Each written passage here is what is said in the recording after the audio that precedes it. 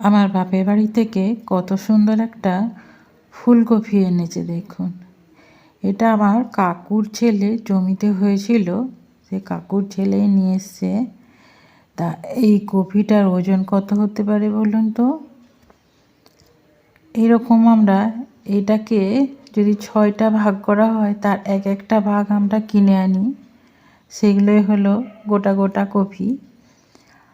যেমন দুটো কপি জোড়া নেয়, দুটো কপি নিলে ছোট ছোট দুটো কপি নিলে 10 টাকা নেয় কি 15 টাকা।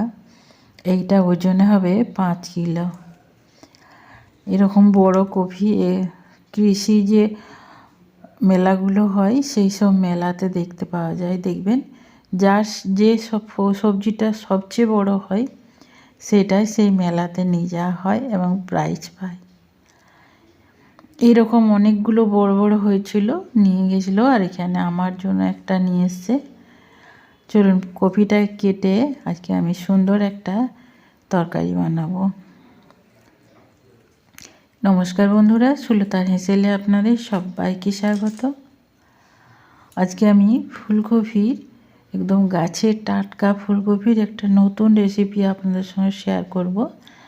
আর যেসব বন্ধুরা দেখছেন তারা প্লিজ চ্যানেলটিকে সাবস্ক্রাইব করে দেবেন। এখানে কড়াইতে আমি জল বসিয়েছি, তাতে নুন দিয়ে দিয়েছি, দিয়ে এই দেখুন কয়েকটা বড় বড় পিস আমি নিয়ে নিয়েছি।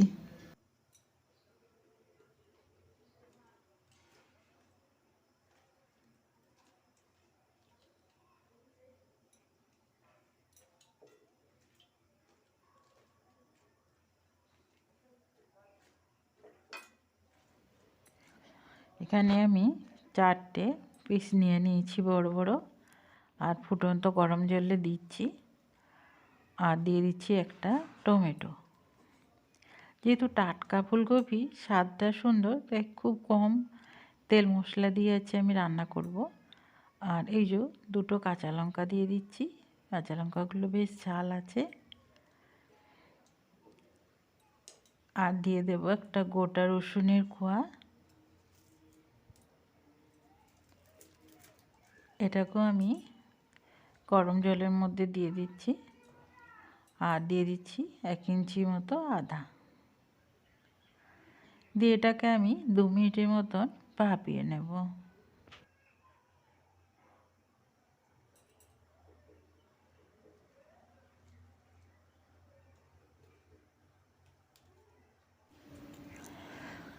আমি একটু করে উল্টে উল্টে গরম জলের মধ্যে দিয়ে দিচ্ছি, দিয়ে এগুলোকে ভাপ তুলে নিচ্ছি।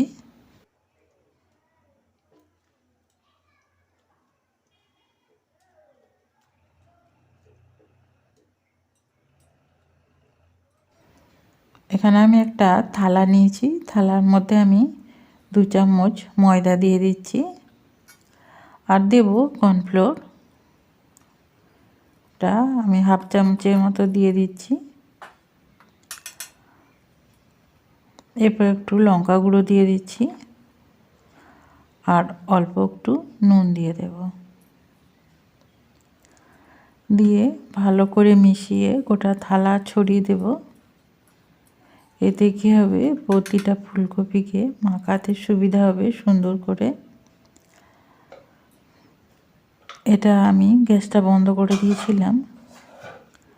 এরপর আমি একে একে মশলাগুলো তুলে নেব। রসুন, টমেটো, আর কাঁচা লঙ্কা, আদা।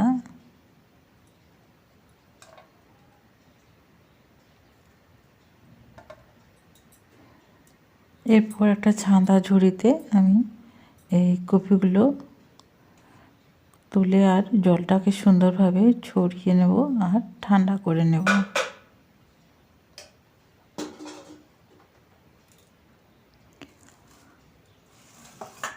এরপর একটা ছুরির সাহায্যে এগুলোকে আমি ছোট ছোট করে কেটে নিচ্ছি।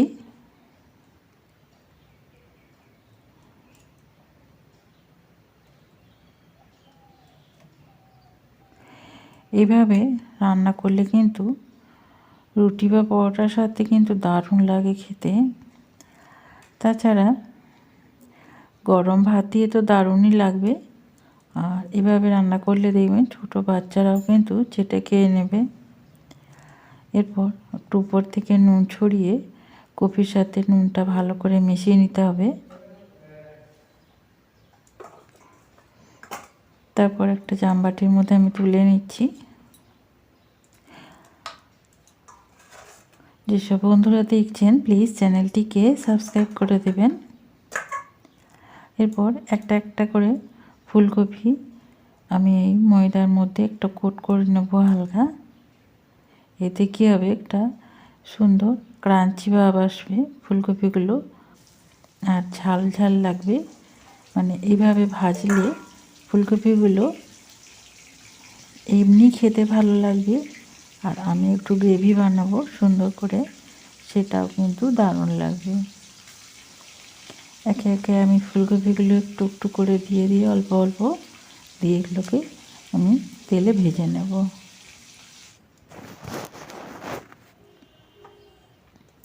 আর এরপর আমি একটা মিক্সি বাটি নিয়ে নিয়েছি, আর যে মশলাটা আমি তুলে রেখেছিলাম সেটা আমি দিয়ে দিচ্ছি। দিয়ে এটাকে আমি পেস্ট করে নেব। আর কিছু ধনেপাতাও দিয়ে দিচ্ছি, দিয়ে এটাকে একটু মিহি পেস্ট করে নেব।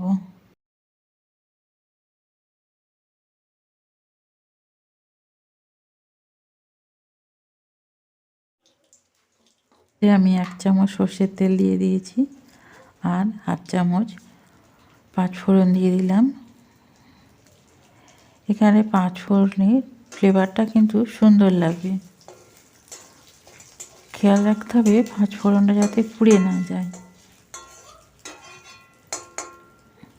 এরপর এর থেকে মানে মৌরির থেকে, ভাজা মৌরির থেকে সুন্দর একটা ফ্লেভার বেরোলে আমি বেটে রাখা মশলাটা দিয়ে দেব।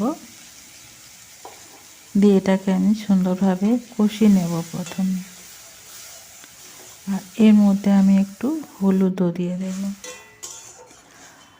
মিক্সি বাটি ধোয়া জলটা দিয়েছি, দিয়ে আমি মশলাটাকে সুন্দর করে কষে নিচ্ছি।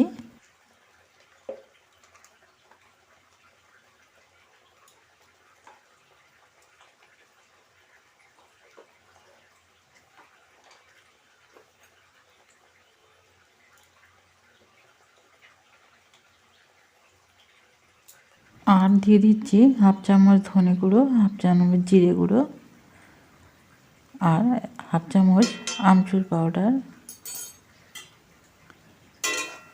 দিয়ে মশলাটাকে ভালো করে মিশিয়ে নেব, আর একটু ভালো করে কষে নেব।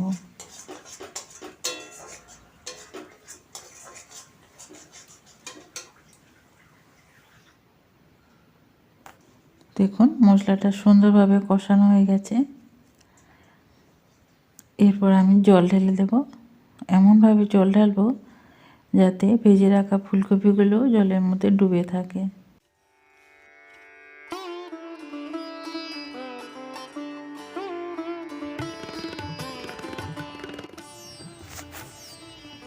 এরপর ভেজে রাখা ফুলকপিগুলো দিয়ে দিলাম, দিয়ে খুব ভালো করে মিশিয়ে এটাকে আমি আরও 5 মিনিট রান্না করে নেব, যাতে মশলাটা ফুলকপির ভেতরে সুন্দরভাবে ঢুকে যায়, আর ফুলকপিগুলো আর একটু সামান্য সেদ্ধ হয়ে যায়।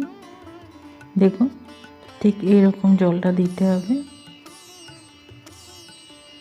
এরপর এটাকে আমি ঢেকে আরও 5 মিনিট রান্না করে ফিরে আসছি। যেসব বন্ধুরা রেসিপিটি দেখছেন প্লিজ একটা কমেন্ট করে দিয়ে যাবেন। আপনার একটি সুন্দর মতামত আমার আগ্রহ বাড়িয়ে দেয়। নতুন নতুন আমি যেসব রেসিপিগুলো জানি সেগুলো আপনাদের মধ্যে শেয়ার করতে। দেখুন এটা হয়ে গেছে। একদম মাখা মাখা করে নিলে খুব সুন্দর হয় খেতে।